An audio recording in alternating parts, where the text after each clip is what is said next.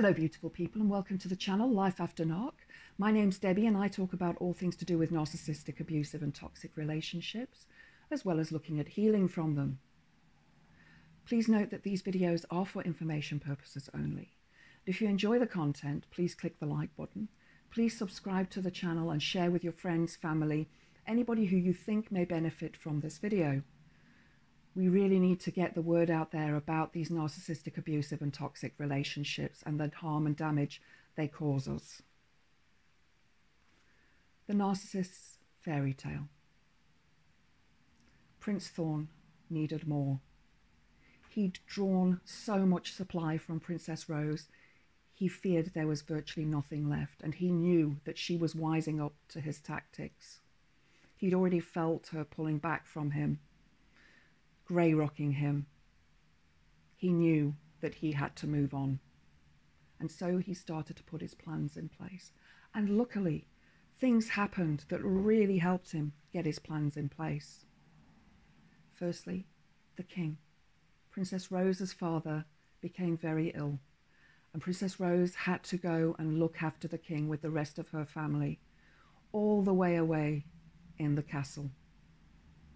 So that gave him the time to make his plans, to create the life that he wanted now. He'd had enough of Princess Rose. He'd used her enough. She'd given everything that she could, and she had nothing left. He'd taken her self-respect, her dignity, her money, and once or twice, very close, her life. In fact, he'd had some excellent supply from one event where a friend of hers contacted the paramedics late one evening because the Princess Rose had taken an overdose. He was sat downstairs, loving every minute of it, because this was supply for him and it would give him enough to last a few weeks. He didn't care that she tried to OD. Previously, though, he had made some mistakes, and he was aware of that, and he knew now these mistakes shouldn't be made as he moves forward. So he thought about the photo, that bloody photo. If only she hadn't seen it. He told her it wasn't there. He tried to gaslight her, but she was too clever. She'd seen it. She knew what she'd seen. There were other things that she didn't know about. Maybe one day he'd tell her, but he'd wait. He'd wait until he could get the biggest amount of supply for those things. And then the king passed away. And Prince Thorn travelled through to the castle to attend the funeral, to feign his charm, to feign his interest in the princess and in the family, because he knew that he was going to leave. He'd met the new supply. He was studying, and he'd met her through this studying and through his current work. The maiden Citrine. He liked her. She had long blonde hair. Maybe some hamster cheeks going on there, but he could deal with that because after all, when they were having sex, he could close his eyes and imagine Princess Rose.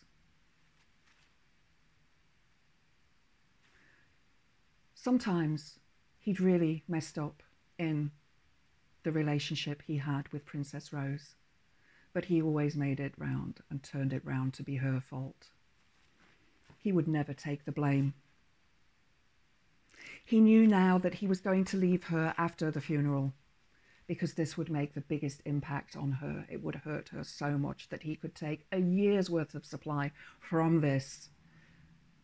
So when she got home from caring for her mother, the Queen, after the funeral, he'd gone and he'd taken things that didn't belong to him, that belonged to her, but hey, you know, this was supply because he knew that taking some of these things would really hurt her, would really bring her pain and sadness. And that was the whole idea. He had to hurt her as much as he possibly could. This was his supply. This was his grand finale. So when he came to collect his things, he made such a fuss about everything. He wanted the date to be on a date that he wanted. He wanted everybody to be there to notice him. Meanwhile, he was being noticed by the maiden Citrine, and he knew that he could wrap her around his finger.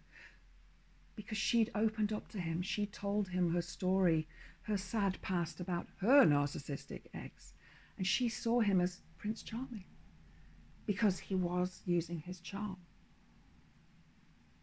So she decided that perhaps he should leave his wife, and she advised him thus because secretly she wanted him too. Princess Rose knew that he was no longer the chiseled, featured, long-haired person she'd met 12 years before. But she knew what he liked, and she knew what he would do, and she knew that he was having an affair with this woman. Although she couldn't prove it until a year later. In this time, the prince made all sorts of gestures and comments on social media that were aimed at Princess Rose, that she knew and she understood those comments and those photograph changes, the status changes. At first, he changed his status, his relationship status, on social media to being in a relationship in November of that year. Yes, Princess Rose became upset because she realized that she was right about who this person was. All along she knew. She'd seen a photograph and she knew. After all, Princess Rose was actually psychic. But nobody believed her. Nobody believed the story that she was telling, because it wasn't a story, it was the truth. But other people didn't believe her. He'd already started his smear campaign. He'd already told people that Princess Rose was the crazy ex. People didn't know about the maiden citrine yet. He would bring that in slowly and gradually so that people wouldn't think that he was already with her. So, when he left, he carried on getting that supply from Princess Rose every now and again through social media.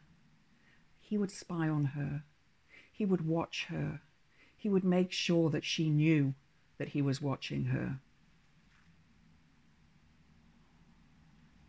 He needed to hurt her even more, and so he decided to let the world know the truth and changed his relationship status to being in a relationship with the maiden citrine in the May of that year, the month of the prince and princess's wedding anniversary. In fact, he went one further for the ultimate supply. He cried on his wedding anniversary in front of the maiden citrine, and she felt sorry for him. And they had sex on the anniversary because he knew that that would give him supply for the rest of his life.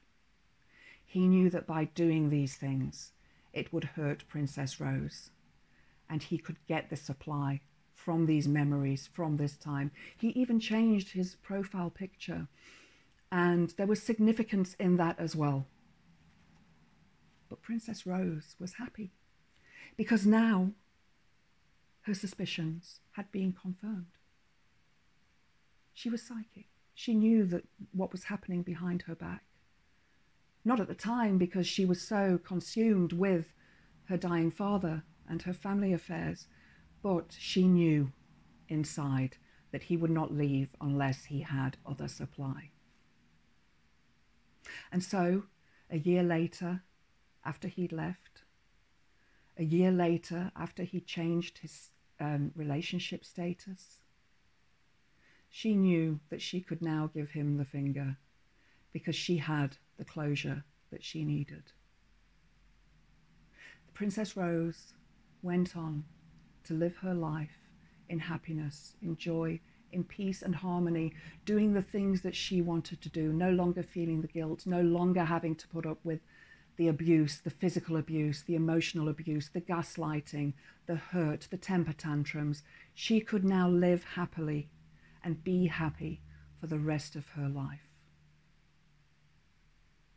If you've enjoyed the story, please click the like button. Please subscribe to the channel and share with your friends. Hope to see you next time. Blessed be.